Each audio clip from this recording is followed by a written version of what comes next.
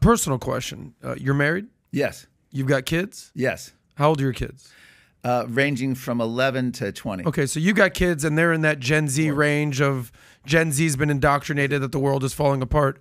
On a personal level, I mean, even having conversations with your kids or your kids' friends on a personal level, how does it feel to you to know that you're the guy that's rooting for Earth to not win, right? Like this is the argument on whether you call it the left, that you're the bad guy. What did Pat put it? You're one of the top 5 people who are criminals against humanity. Yes. So from a personal level, like, if I was branded a criminal against humanity, I'd have a very strong feedback or pushback on that. But explaining to your kids, you don't want the Earth to fail. You want us to live, right? Yes, I'm for human flourishing and Earth prosperity. And that's why I argue it's about technology. It's about wealth. The wealthier a country, the cleaner the environment. It's that simple. It literally, there was a young South African activist I interviewed at the Earth Summit she's like, the rest of the world is BS. We need to be doing everything. Africa has it right. They're living in harmony with the Earth. Well, are they really? If the 1 billion people don't have running water and electricity, Asia, South America, Africa, they have the rivers are sewage. Yep. There's filth, animal dung being burned, horrible air quality, low life expectancy, slash and burn agriculture. Nothing about it makes sense. So I consider myself a champion of the Earth because we want to use everything from high yield agriculture to sustainable forestry, to use that word where you instead of doing swaths, you cut areas, you make it so it's regenerative and as quickly as possible. We've done incredible success story on endangered species, rapid drop in species extinction since 1870. On every metric, and there's multiple reports. One of the greatest person on this is Bjorn Lomborg, who runs the Copenhagen Consensus, who goes through all the ways in which planet Earth is improving and how we can improve it further. And the way to do it is technology, wealth, not a top-down destruction of economic growth. So I'm not against solar, wind, and renewable energy per se, but I'm against mandating that energy and banning energy that's proven itself. So, because one of the greatest liberators of mankind has been fossil fuels, but beyond that, it's been also a liberator of the Earth, because when you have people on Earth and you have economic progress, you are gonna if you're using the old methods, what saved the whale? Probably oil to use then in lamps instead of whale oil. I mean, that was one of the biggest things in coal. What saved, what made our cities radically cleaned up? Internal combustion engine. There were projections in 1890 of every major city that horse manure could be two stories high in New York City and other cities. Then what happened? The internal combustion engine came along and basically had a massive cleanup of all these cities in that regard. I mean, there's always other issues with. But so I don't look at it in terms of my kids. It's funny because people think the whole world thinks this way. I live in suburban Virginia, and my kids have really all their friends think have the same view. There's very few that are all worried. Very few kids are all worried. In my lifetime experience, I've even spoken at high schools and spoken at their schools. I want to stay on this topic with China. I appreciate that. And I appreciate the question, but I want to stay on this topic. Sure. Can you refresh this? I want you to see this from 1960, where China ranked on carbon emissions and how it's grown. Refresh again so people can see it. Eric, I don't know if you guys put it live or not so the audience can see it. I'll wait for you.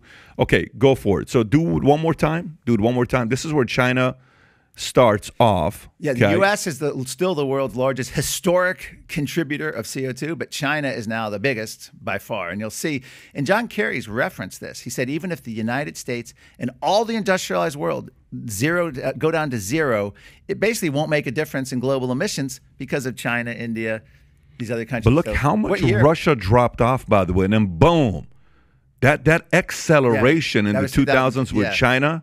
And how it went up, and Russia kept going lower and lower and lower and staying at 400. So refresh one more time to see what happens from 1980 on, okay, to see what happens from 1980 on. So look at Russia, it's climbing, and then U.S. has got a big lead, and this is not something you want to be leading in. Mm-hmm. This is CO2. Yeah, this is CO2. Look at Russia's going up to 570, 580, 590, 600, 640, 645, 660, and then boom, 680, and then look at Russia drops. That was so what did Russia do to drop, and what did China do to increase from 1995 till today?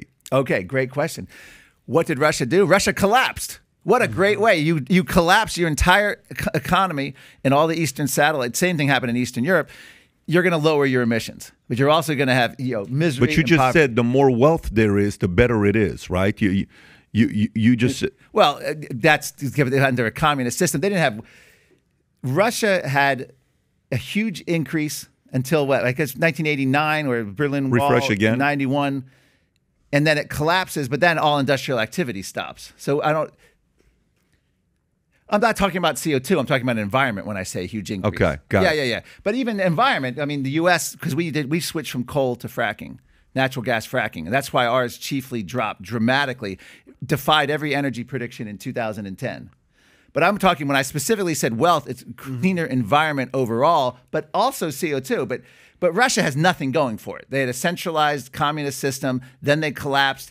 And now they're under an autocratic dictatorship. I mean, it's not even a country that would apply to the same standards anyway, in terms of that. Well, China, you asked what happened. I can talk about China in a second. But go for it. I want to hear about China. That's what I was going to ask about China. Well, China, I mentioned earlier, Ross Perot was right. In the late, all these free trade agreements and all of the, from NAFTA, the World Trade Organization, literally allowed, and I blame a lot of the doctrinaire free market conservatives as well, libertarians, who always said if you can get your product cheap, you buy your product from the cheapest place, doesn't matter where. Those people who buy American is nonsense.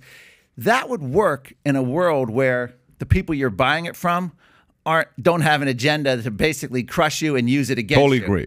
And We're on the I same was a student of Walter Williams, and I was always saying, I wish he was still alive. He died about a year or two ago. Economist Walter Williams from George Mason.